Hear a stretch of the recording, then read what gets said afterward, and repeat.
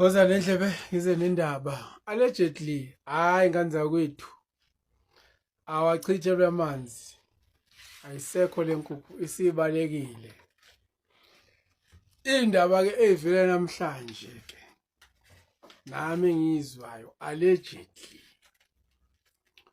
kuthiwa uKati Matlala ukhona lapha yana kuma CR17 statements.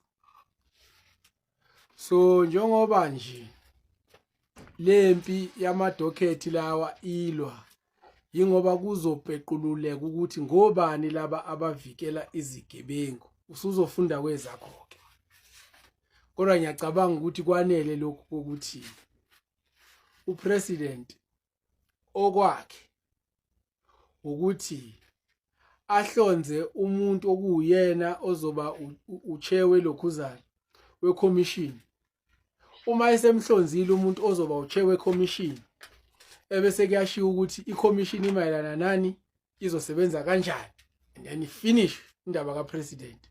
Le yokuthi umuntu okuyena ohlonziwe ukuthi abe ushe uzosebenza kanjani ke manje ukuya phambili ayisamfaka uPresident.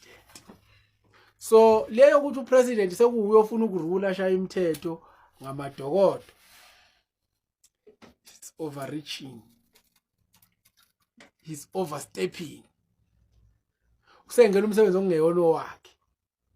So abaziyo ke njengoba ngisho allegedly bathi uKati Matlala is also on the list of people who contributed kwi-campaign ye-CR17 azakwazi ukuthi awini ubaba wenkomo lapha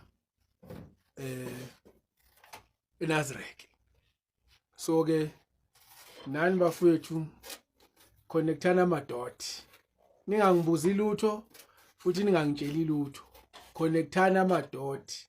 uKati Matlala is connected to ubaba wenkomo. Ngiyakhumbula ubaba wenkomo wathi akazi lutho yena ngabantu abalapha ukuthi obani abadonatile kwasha wacima wathi nje akazi lutho. So kuyavela ukuthi cha uKati ukhona.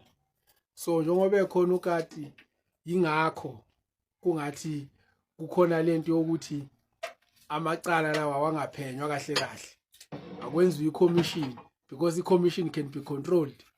But uma ngabe ukuthi kwenziwa ama investigation they can't control ama investigation azozefike la ngamela afike khona ebese kuboshwa nabantu abawrong Mr Phalaphala baba yenkomo. Ayambe ngithi angidlulise lokho engikuzwile isithunywa sinacala ke abeke seningijaha ke manje seningithuka ke manje senifuna nokungishaya akazi lutho dlulisa into engizwile nje kuphela. Ngiyabonga bye bye.